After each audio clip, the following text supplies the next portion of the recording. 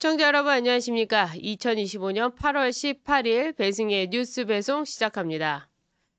피고인 이재명이 국민 임명식이라는 이름으로 본인이 어두컴컴한 밤에 검은색 상복을 입고 안에는 하얀색 소복을 입고 이런 행사를 거행했습니다.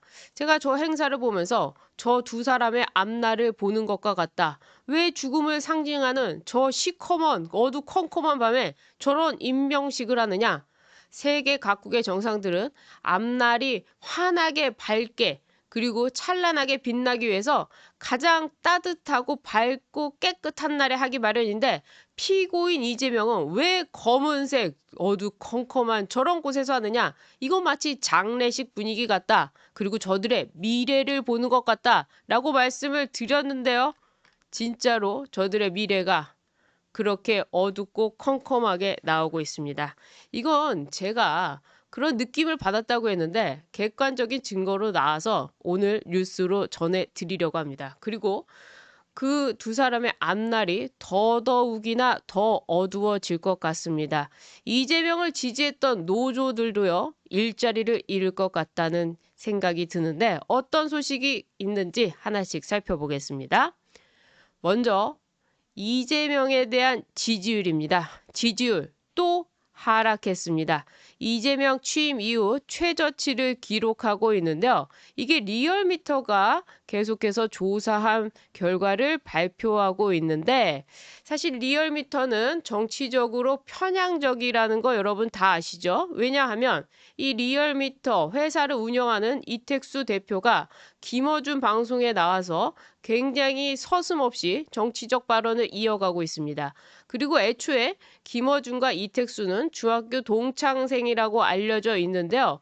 김어준이 이택수한테 여론조사 회사를 하나 만들어 봐라 라고 해가지고 이 여론조사를 만들었고 그리고 이 여론조사로 인해서 문재인 정부 때 어떤 정책이 있을 때마다 그 여론조사를 항목을 통해 가지고 계속해서 여론을 호도해 갔습니다. 그래서 정확하게 100% 확신할 수 없는 리얼미터다라고 평가를 하고요. 그리고 업체에서도 그러니까 업계에서도 이 여론조사 업계에서도 리얼미터에 대해서는 그런 좋은 평가가 나오지 않고 있다는 점을 전제로 하는데 기사가 나왔으니까 여러분들께 소개를 해드리면서 추세만 보도록 하겠습니다.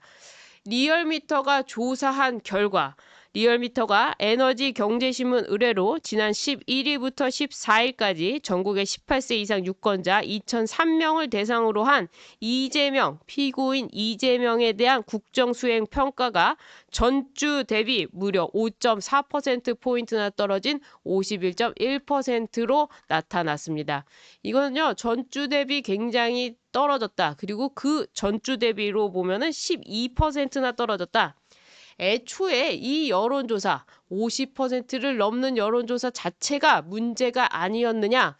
저는 저기서 한 30%는 빼고 봐야 되지 않나? 그렇다면 실질적인 민심에서의 여론은 한 20% 정도, 그러니까 개딸과 민주당의 극렬 지지자 이외에는 다 등을 돌린 것 아닌가라는 생각이 들면서 이 부정평가, 반대의 부정평가는요, 더 급격하게 올라서 무려 44.5%. 그러니까 저기다가 30%를 더하면 거의 70% 가까운 국민들이 이재명이 잘못하고 있다. 이런 평가를 하지 않을까 하는 해석을 합니다. 왜냐하면요. 이 민주당 강성 지지층 중심의 정책이 중도층의 이탈을 초래했던 것으로 리얼미터는 평가를 하고 있는데요. 지역별로 살펴보면은 오히려 이재명을 지지했던 쪽에서 완전히 빠졌습니다. 자, 물난리가 났던 인천, 경기 그리고 서울에서 굉장히 많이 빠졌는데 인천 경기에서는 직전 조사 때보다 무려 11%포인트나 하락했습니다. 그러니까 지금 나온 여론조사의 2배 이상이 빠져버린 거죠. 게다가 대전, 세종, 충청에서도 무려 6.4%나 하락을 했고요. 서울에서도 6.2%나 하락을 했고 광주, 전라에서도 무려 5% 이상이 하락했습니다. 그러니까 물난리가 났는데 이재명 너는 휴가 가고 국민 임명식인지 해임식인지 퇴임식인지도 모르는 거 그거 밤에 연예인들 불러다가 니들끼리 파티하고 그리고 영화나 보러 가고 이게 뭐 하는 거냐? 호남에서 보더라도 전라도에서 보더라도 짜증난다는 거죠. 그리고 연령별로 살펴보면요. 20대에서 무려 9.1%포인트나 하락을 했습니다. 그래서 20대에서는 34.4%인데 20대는 거의 지지를 하지 않는다고 보는 게 맞겠죠. 그리고 40대, 50대 극렬한 친노 문파들 있지 않습니까? 이 사람들이 지금 대한민국을 망치고 있는 거 아닙니까? 그 사람들한테도 무려 7%나 하락을 했습니다. 연령별로도 다 하락을 했어요. 자, 그런데 주목해야 될 점, 이재명의 지지율이야 당연히 떨어지겠지만 중요한 거는요. 정당 지지율입니다. 정당 지지율이 국민의힘, 지금 국민의힘을 향해 가지고 굉장히 많은 비판의 여론, 특히 조중동을 중심으로 해서 국민의힘이 다시 계엄을 옹호하는 것이냐, 탄핵을 찬성하는 것이냐, 윤석열 어게인이냐, 윤 어게인이냐 해가면서 전환길과 절연하지 못한다. 윤석열과 절연하지 못한다. 제가 호칭을 다 생략을 했습니다.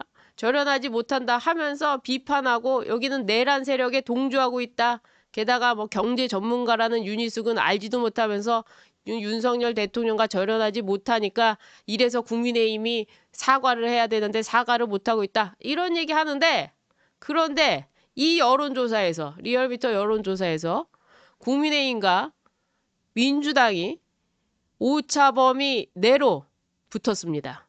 민주당이 39.9%, 국민의힘이 36.7%, 표본 오차가 플러스 마이너스 3.1입니다. 그러니까 민주당이나 국민의힘이나 지금 지지율이 거의 똑같다는 겁니다. 자, 조중동의 입장대로라면 국민의힘의 지지율이란 거는 바닥을 쳐야 되는 거 아닙니까? 그리고 민주당은 올라가야 되는 거 아닙니까? 그리고 윤희숙 주장대로라면 그리고 안철수, 조경태 주장대로라면 지금 국민의힘 지지율이 왜 올라가죠? 올라갈 수가 없죠.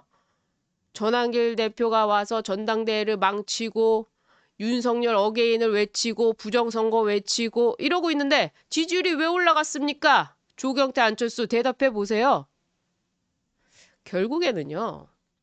이 정당 지지율이란 건 국민의힘이 탄핵 찬성을 하든 반대를 하든 이런 거랑 상관없이 현재의 그 상황을 가지고 지지를 하는 겁니다. 국민의힘에 대해서 국민의힘 전당대회 전한길 대표가 와가지고 실제로 굉장히 큰 흥행을 했죠. 전한길 대표가 안 들어가니까 언론에 나오기나 합니까?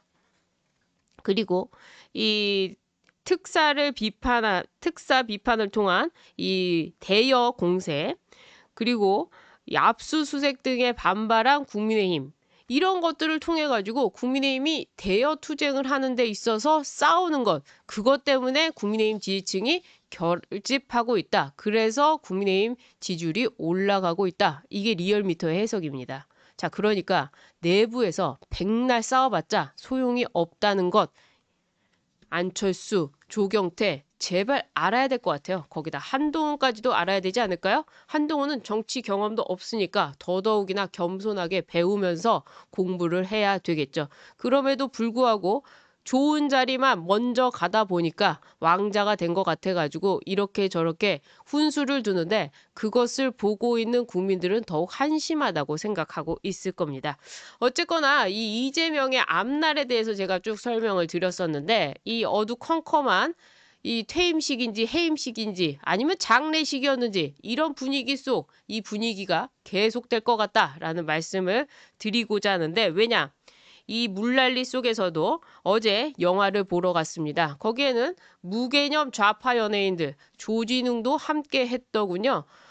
얼마나 그 유치합니까? 연예인을 통한 그런 정치쇼 거기다가 이 정치권에 한번 붙어가지고 한몫 해먹으려는 연예인들 이제는 이런 거 국민들이 나서서 수준 있게 비판해야 되지 않을까요? 그동안에 말 못했던 우파 연예인들, 좌파 연예인들 보면서 비판할 수 있는 거 아닙니까? 그리고 저렇게 좌파가 돼가지고 말도 안 되는 거 정우성 같이 난민을 받아들여라, 박근혜 뭐 꺼져라 했던 사람들, 그런 사람들이 무슨 해결책을 내고 있습니까? 국민들한테 무슨 해결책을 내고 있습니까? 그러면서 오히려 우리가 더 비판을 해야 될 것 같은데, 어쨌거나 그런 연예인들도 이제 시대적으로 비판받아야 마땅하고, 그리고 이재명과 같이 영화를 봤던 그 사람들도 국민들이 저렇게 물난리가 나서 시름에 빠져 있는데 영화 볼 생각이나 되느냐 하고 제가 되묻고 싶어요. 어쨌거나 이재명이 영화를 보고, 그리고 무슨 시장을 갔는데요. 은평구 재래시장을 방문해서 거기에서 지역 상품권으로 물건을 사고 소비를 했습니다. 그래서 여기서 뭐 이것도 사 먹고 저것도 사 먹고 하면서, 아내가 이 내 소비 쿠폰까지 다 써가지고 나는 못 썼어요, 뭐 이런 얘기를 하고 있는데요. 여기서 또 이런 얘기까지 했습니다. 2차 내수 활성화가 또 필요하지 않을까 싶다. 그래서 소비 쿠폰을 추가 발행하기 위해서 3차 추경을 하는 건 어떨까? 지난 6월 19일 국무회의에서도 3차 추경을 해야 되지 않을까? 돈을 더 풀어야 되지 않을까? 정부가 좀 정책을 하려는데 돈이 없으니까 돈을 찍어내자. 추경을 만들어내자. 국채를 발행하자. 그러면서 소비 쿠폰 사용에 따른 매출 효과가 뚜렷이 드러나기만 하면 추경을 곧장 실행하려고 하는 그런 움직임을 보이고 있는데요. 그런데 어떡합니까? 이 소비 쿠폰으로 인해서 지금 소상공인들은 더 울상이라고 합니다. 소비 쿠폰 전보다 매출이 더 줄었다는 겁니다. 소상공인 매출 급감하고 있다. 오히려 매출이 급감하고 있다. 소상공인들 사이에선 벌써부터 소비 쿠폰이 풀린 직후와 최근의 분위기가 달라졌다고 하면서 다시 소비 쿠폰 지급 전으로, 그래서 아예 사람이 오지도 않고 있다. 자영업자들의 온라인 커뮤니티에서는요, 소비 쿠폰 효과가 이제 떨어진 것 같다. 매출이 쿠폰을 풀기 전보다 더 줄었다. 소비 쿠폰 풀린 이후에 며칠은 좀 바빴는데 그 뒤로는 손님이 썰물처럼 빠져나갔다. 이렇게 얘기를 하면서 이제 진짜 추운 겨울이 올 것 같다라는 얘기를 소상공인들이 하고 있다는 겁니다. 소비 쿠폰을 사용하면 소비 회복의 진정한 마중물이 될 것이다 라고 했던 이재명의 그 발언은 어디로 갔습니까? 애초에 이렇게 쿠폰을 풀어가지고 경기가 좋아질 거라면 코로나 때 풀었던 코로나 지원금, 그걸로 인해서 지금 나라가 더 잘 살아야 되는 거 아닙니까? 그런데 그때의 효과는 어디 가고 또다시 쿠폰을 줘야만 합니까? 돈이 풀렸습니다. 자, 이제 물가는 어떻게 될까요? 물가는 상승하겠죠. 그리고 지금 자신들은 어떻게 하고 있습니까? 코스피 5천이라고 하면서 주식으로 뭔가 장난을 치려고 하고 있죠. 이런 식으로 지금 대한민국 경제를 망치고 있습니다. 마중물이 될 수가 있겠습니까? 애초부터 마중물은 될 수가 없었던 거죠. 그래서 오히려 이것은 그때 단순히 목말랐을 때 먹는 마시는 물, 반짝대는 그런 것에 그치지 않았느냐. 게다가 이걸로요, 굉장히 많은 사람들이 또 이 차별을 받았는데, 이 쿠폰을 사용할 수 있는 곳이 연매출 30억이었습니다. 그러니까 기준이 연매출 30억을 벌지 못하는 곳에서만 사용하는데, 그러다 보니까 업체마다 이 집은 연매출 30억이 넘는 업체였구나. 이 집은 30억을 못 버는 업체였구나. 이것까지도 강제로 공개돼 버린 이런 상황이 된 거죠. 그래서 이것도 차별 아니냐. 게다가 이번에 이 소비 쿠폰 재원 부담에 대해서 고소득층의 재원 부담이 집중되는 것으로 나타났는데, 소득 상위 10%는 1인당 196만 원을 부담해서 쿠폰 수령액보다 무려 13배나 세금을 더 내는 것으로 알려져 있고요. 그리고 이 소득 상위 10에서 20%도 이 소득세 부담률을 감안하면 쿠폰에 비해서 무려 4만 원이나 손해를 보고 있습니다. 그러면서 또 2차 쿠폰은 안 준다는 겁니다. 그래서 이것도 굉장히 불만이 많아요. 누구는 돈을 많이 냈는데 돈을 주지도 않고, 그리고 또 이 4인 가족을 기준으로 해서 월 얼마까지 버는 그런 집만 준다고 하는데, 그 집을 2차 쿠폰으로 준다고 하면 결국에는 그 집은 월 소득이 이것밖에 안 되는구나라는 것이 또 드러나는 거 아닙니까? 그러니까 이것도 차별의 그 한 모습이 되는 거죠. 여러 가지로 아무한테도 도움이 안 되는 겁니다. 자, 이런 데다가 민주당이요. 8월 21일 국회 본회의에서 노란봉투법을 통과시키려고 합니다. 이거는요.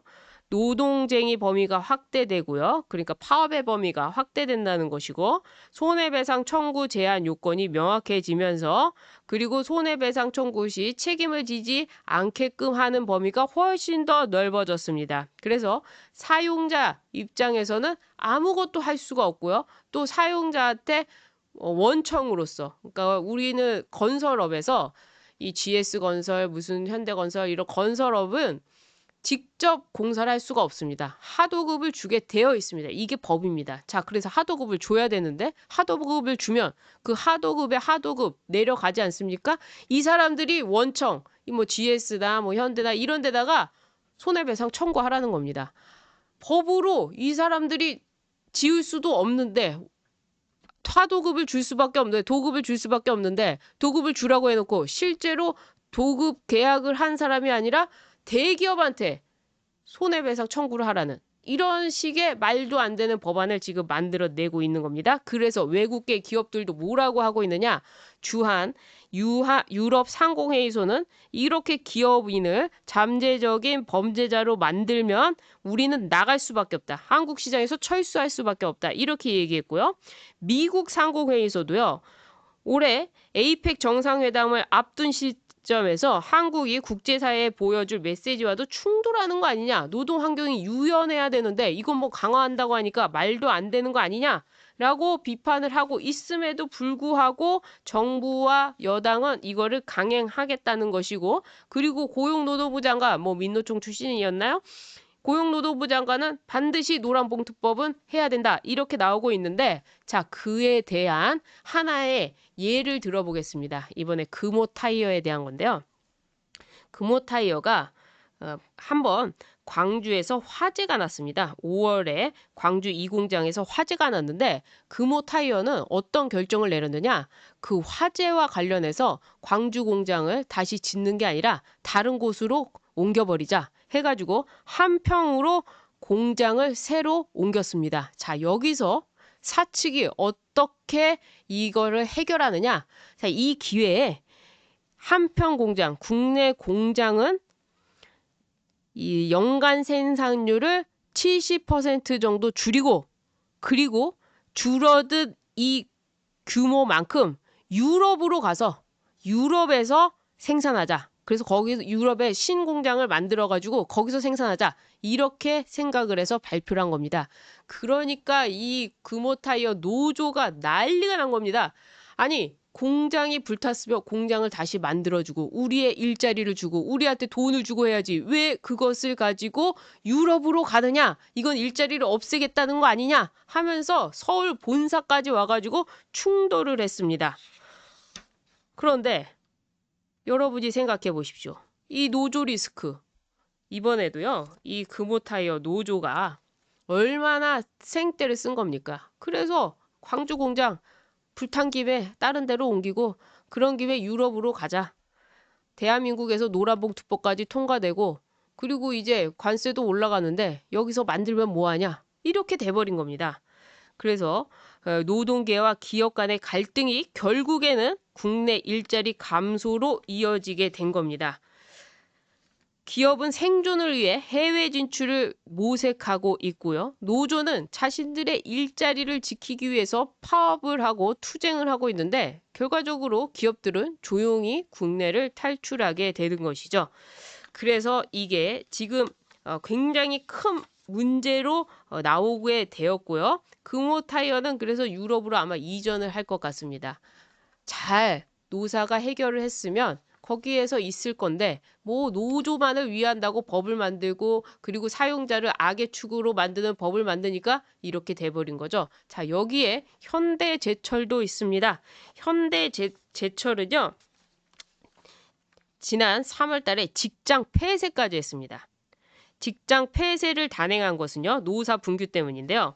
이 사측이 경영 성과급으로 기본급의 450%와 1,000만 원을 지급하겠다고 했는데 노조는 아니 현대차 그룹이 1인당 4,500만 원, 기본급 500에 현금 1,800만 원을 주는데 우리도 왜 그만큼 안 주느냐 하면서 성과급 4,000만 원 달라, 4,500만 원 달라, 그리고 퇴직할 때 현대차, 기아차 구매할 때 20% 할인해 달라 이렇게 요구를 했습니다. 그러니까 현대제철이 야 그냥 직장 문 닫아. 아 도저히 못 해먹겠네. 이렇게 얘기를 한 겁니다. 그러면서 현대제철은 어떻게 됐느냐. 가뜩이나 트럼프 정부 관세 때문에 국내 철강 업계가 어려운데 이 기회에 그냥 미국으로 가자 해서 현대제철이요. 미국의 루지애나 정기소 제철소 건설을 추진 중입니다. 이렇게 되면 누가 지금 손해를 보는 걸까요? 노란봉투법 통과시키면 현대제철이 다시 대한민국에다가 이 제철소를 짓겠습니까? 그냥 미국으로 가죠? 자, 노조는 뭘 얻었습니까? 소리 없이 그냥 당하고 직장이 폐쇄되고 마는 겁니다. 지금 이런 식으로 한화오션도요. 이 정년과 임금을 두고 노조 간의 갈등이 깊어져서 파업까지 이어졌는데 한화오션은 미국의 필라델피아 조선소를 인수해가지고 해외 확장으로 눈길을 돌렸습니다. 현대차 아산 공장도요. 노조가 계속해서 자동차 검사 이거 그냥 요즘에는 기계로 할 수 있는데 노조가 할 일이 없어지잖아요. 그러니까 우리가 해야 된다. 이런 주장을 해가지고 이 현대차도 지금 미국으로 갈 예정인 것 같습니다. 게다가 조선업계도 지금 미국에서 조선업 막 지금 받아들이려고 하고 있죠. 그러니까 그냥 여기서 조선업 할 바에는 가겠다 해가지고 지금 조선업도 나갈지도 모릅니다. 탈한국의 흐름이 지금 시작되고 있는데 이재명이 노란봉투법을 통과시키려고 그렇게 애를 쓰고 있고 민주당도 마찬가지죠. 게다가 이재명이 하고 있는 강성, 조국 사면부터 시작해서 모든 것들이 이재명의 앞날, 그러니까 이 장례식 분위기와 같았던 이재명의 앞날, 남편은 상복을 입고 아내는 소복을 입고 자신들의 미래를 보여줄 듯한 저 모습 그대로 또 되지 않나 생각이 듭니다. 많은 분들께서 저의 신변을 걱정해 주고 계십니다. 저도 늘 조심하고 있습니다. 뒤통수 조심하면서 거리를 다니고 있는데요. 여러분들 응원해 주시는 건 구독 버튼밖에 없습니다. 구독 버튼 눌러주시고요. 좋아요 버튼 눌러주시고 또 응원의 댓글 남겨주시면 저는 더 큰 힘이 됩니다. 여러분들과 함께하는 배승의 뉴스 배송 오늘 배송 여기까지 하도록 하고요. 다음 뉴스로 또 돌아오도록 하겠습니다. 시청해주신 여러분 고맙습니다.